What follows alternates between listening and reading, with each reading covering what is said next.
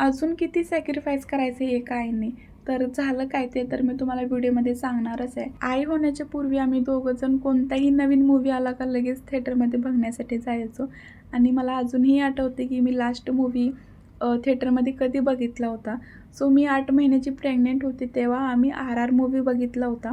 आणि आता 2 वर्ष कंप्लीट झाले. अजूनही आम्ही एकदा पण थिएटरमध्ये मूव्ही बघायला गेलो नाही.